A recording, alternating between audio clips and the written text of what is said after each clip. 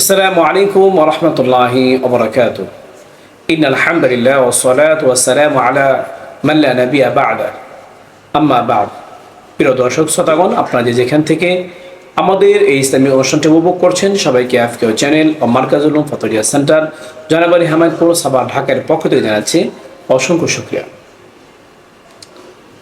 আশিকুর রহমান দামরাই ঢাকা থেকে প্রশ্ন করেছেন। তার প্রশ্ন হলো, বিবাহের পরে যে ছেলের পক্ষ থেকে যে অলিমা করা হয়, খাবার দাবারের আয়োজন করা হয়, এই অলিমা কতদিন পর্যন্ত করা যায়? বিষয়টি কোরআন হাদিসের আলোকে জানালে অনেক খুশি হয়ে যায়।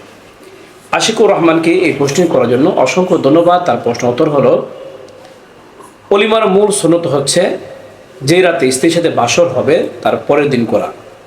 কিন্তু কোনো ব্যক্তি যদি কোনো কারণে ওই সময় করতে না পারে, পরবর্তীতে করতে চায়, সেটি 1 মাসের মধ্যে হোক, 2 মাসের মধ্যে হোক, অথবা এরপরে যদি করতে চায় তাহলেও পারবে।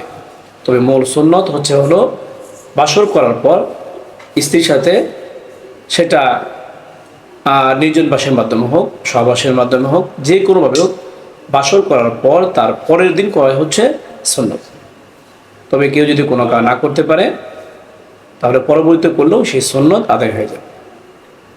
এই মাসটার রেফারেন্স উদ্ধৃতি আপনারা পাবেন মেরকাতুল মাসাবিহের 6 নম্বর খণ্ডে 344 নম্বর পৃষ্ঠায়, ফাতোয়া হিন্দিয়ার 5 নম্বর খণ্ডে 342 নম্বর পৃষ্ঠায়, ফাতোয়া মাহমুদিয়া 17 নম্বর খণ্ডে 391 নম্বর পৃষ্ঠায়, ফাতোয়া উসমানী 2 নম্বর খণ্ডের 32 নম্বর পৃষ্ঠায় এই মাসলা বর্ণনা করা হলো। আল্লাহ পাক রব্বুল আলামিন আমাদের সবাইকে এই মাসলার উপর আমল করার তৌফিক দান করুক। এরকম গুরুত্বপূর্ণ ইসলামিক প্রশ্ন উত্তর জানতে চাইলে যারা এখনও আমাদের ইউটিউব চ্যানেলটি সাবস্ক্রাইব করেননি, অবশ্যই সাবস্ক্রাইব করে আমাদের পাশে থাকবেন।